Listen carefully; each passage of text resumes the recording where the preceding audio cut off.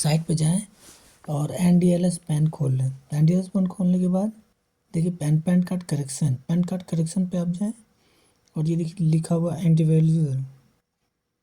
Individual click कर लें। उसके अलावा देखिए ये नाम लिखा हुआ है, नाम पे एंटर कर लें, नाम डालें। देखिए एक पैन कार्ड करेक्शन का ये तरीका है। पैन कार्ड करेक्शन के लिए आप NDLS साइट पे जाके इस तरीके से आप कर सकते हैं। नाम अपना टाइप कर लें।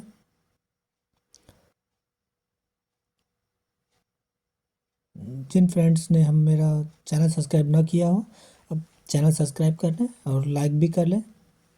अब डेट ऑफ बर्थ डाल लें और ईमेल आईडी भी इंटर कर लें। मोबाइल नंबर देखिए इसमें लिखा हुआ है मोबाइल नंबर भी इंटर कर लें। और नीचे दिया हुआ है citizen, whether citizen of India के रहने वाला यस कर लें। उसमें उसको आप यस पे इंटर कर लें और पुराना पैन कार्ड नंबर आपका जो है वो अपना इसमें इंटर कर लें। पुराना पैन कार्ड नंबर इसमें इंटर करते ही नीचे देखिए लिखा हुआ है बाय सबमिटेड डाटा, तो उस पर भी आप क्लिक कर लेंगे।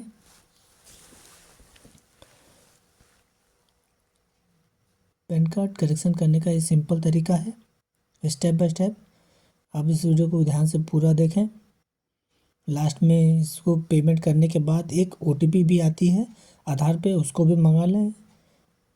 OTP आने के बाद मंगाने के बाद ये आपका एक PDF फाइल खुल के आ जाएगा जिसमें आप अपना डेट ऑफ बर्थ डालेंगे।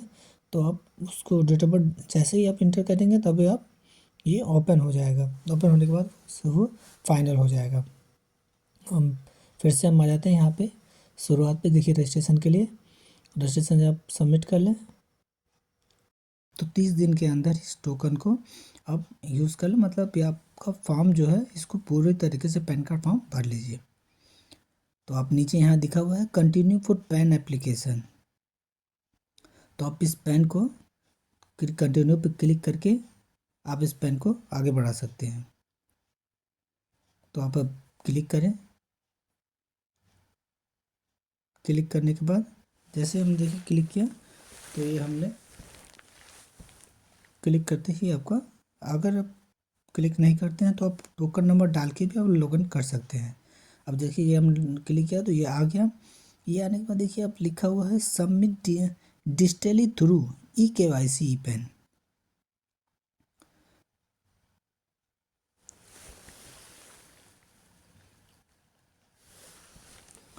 तो आप देखिए इसमें 3 तरह का ऑप्शन दिया हुआ है।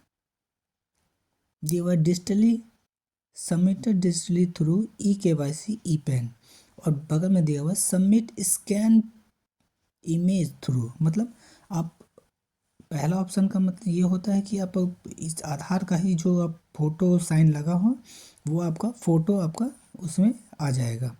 यदि आप फ़ोटो साइन आप अलग से लगाना चाहते हो तो second option submit scan image through eKYC करें हम।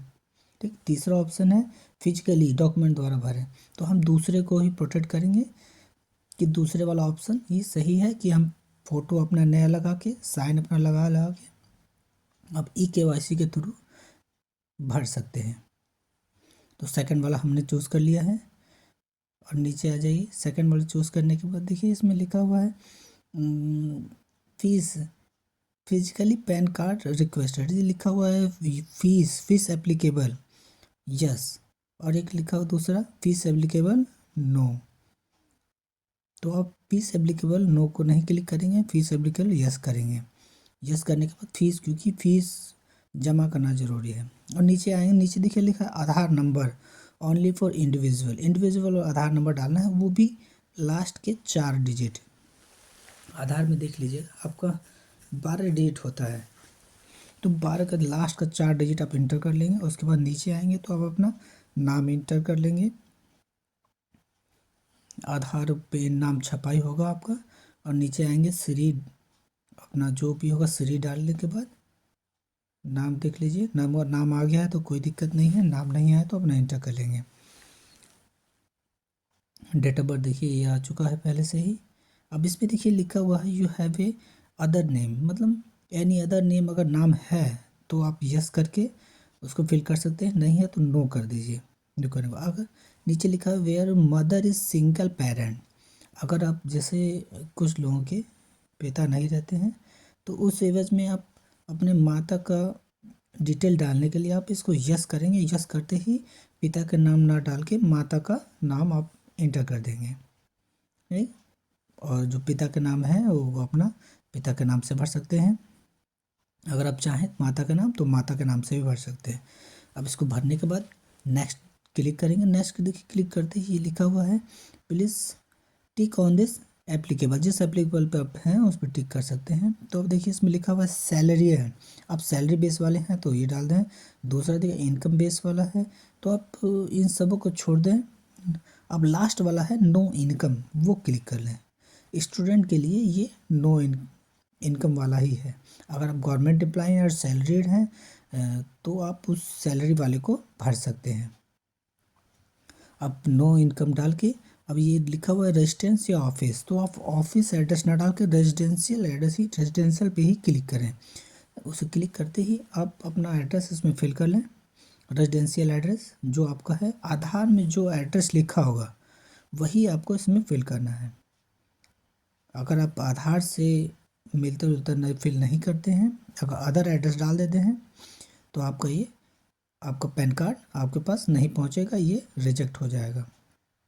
तो इस बात का आप ध्यान दीजिएगा। अब देखिए नीचे लिखा हुआ है कंट्री कोड। कंट्री कोड के लिए आप अपना इंडिया डाल लीजिए, जहाँ के आप इंडिया के हैं इंडिया डाल लीजिए।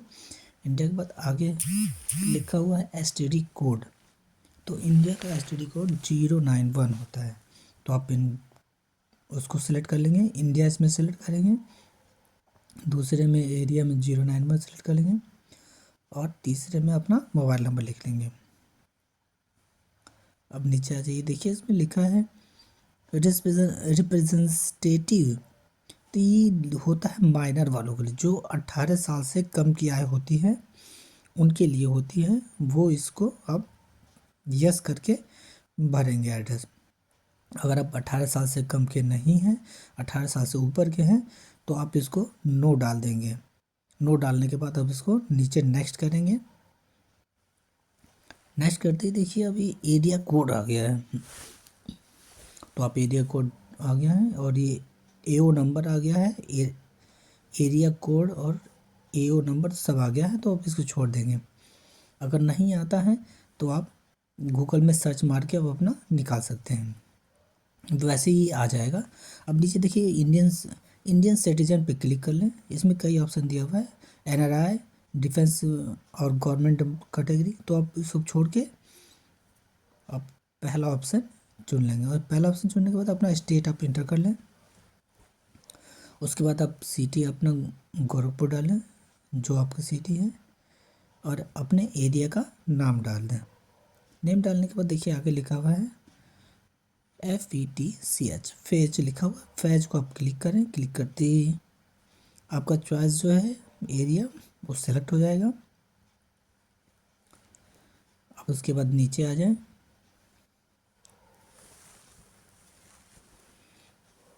नीचे आने के बाद देखिए जैसे हमने फैच को क्लिक किया, एड्रेस फिल हो गया है। फैच को जैसे ही हमने क्लिक किया नीचे आ गया आपका, ऐसे ऑप्शन बन के आ जाएगा, ये आ गया सेलेक्ट। अब इसको छोड़ देना है।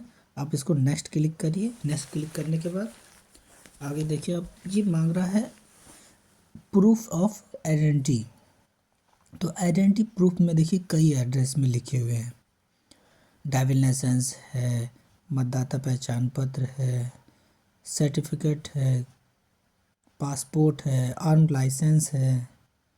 तो आप इसमें नीचे आते जाएंगे, ये आपको इसमें ज़्यादा कुछ नहीं डालना। आप स्टूडेंट हैं तो नॉर्मल आप Aadhaar card issue by unique identification आप इसमें इंटर करके आगे बढ़ जाएंगे। यानी कि आप आधार कार्ड इशू वाला ऑप्शन क्लिक करेंगे। क्लिक करने के बाद दूसरे ऑप्शन पे जाएंगे प्रूफ ऑफ एड्रेस। तो आप देखिए प्रूफ ऑफ एड्रेस में भी आपको आधार ही डालना है। अब इसमें भी देखिए कई एड्रेस लिखे हुए हैं, कई प्रूफ ऑफ एड्रेस लिखे हुए हैं। तो आपको ड्राइविंग लाइसेंस वगैरह पासपोर्ट वगैरह कुछ नहीं चुनना है, छोड़ दीजिए। नीचे आ जाइए, लास्ट में आपको आधार कार्ड मिलेगा। आप आधार कार्ड को सेलेक्ट करके देखिए आधार कार्ड आ गया है, आधार कार्ड को क्लिक कर लें। अब थर्ड में ऑप्शन लिखा हुआ है proof of date of birth. Date of birth proof के लिए भी आप आधार को ही चुनें, आप आधार ही डाल लें। आधार नंबर एंटर करने के बाद देखिए यहाँ लिखा हुआ है डिक्लेरेशन। डिक्लेरेशन में देखिए नाम आप यहाँ पे लिखा है हिम, आपको हिम दो ऑप्शन आएगा, हिमसेल्फ और ये। तो आप हिमसेल्फ पे क्लिक कर लेंगे। क्लिक करने के बाद यहाँ कोई प्लेस आएगा अपना, नीचे देखिए अब आ गया फ़ोटो। तो आप अपना फ़ोटो इसमें लगा लेंगे। 50 KB से कम का फ़ोटो लगेगा, 200 DPI में फ़ोटो हो। अब फ़ोटो इसमें लगा लेंगे। इस बगल देख लीजिए साइन है, 50 KB से कम का साइन होना चाहिए, साइन भी अपना लगा लूँगा। और एक नीचे लिखा हुआ है अपलोड सपोर्टिंग डॉक्यूमेंट। तो अब अपना एक आधार जो है इसमें लगा लेंगे। जैसे हमने ये लगा लिया है, हाँ फ़ोटो साइन हमने लगा लिया है। नीचे हमने आधार एक अपलोड कर लिया है डॉक्यूमेंट में। आधार अपलोड करने के बाद नीचे देखिए लिखा है सबमिट। डॉक्यूमेंट ये अपलोड हो गया है। 300 डॉक्यूमेंट को 300 DPI से कम का आपको डालना है, 300 KB से कम हो आप इसमें डाल दें। अब जैसे ही इसको सबमिट करेंगे, सबमिट करते ही आपका नेक्स्ट स्टेप आ जाएगा कि आप जैसे देखिए हमने इसको सबमिट कर दिया है। सबमिट करते ही फॉर्म देखिए अब आ गया। आपको अब ये मांग रहा है आपका आधार, आधार नंबर आगे के 8 अंक। तो आप इसमें आगे के 8 अंक इसमें इंटर कर लेंगे। देखिए लास्ट 8 डिजिट मांग रहा है, 8 डिजिट आप इसमें फिल कर लेंगे। फिल करने के बाद नीचे आ जाएंगे।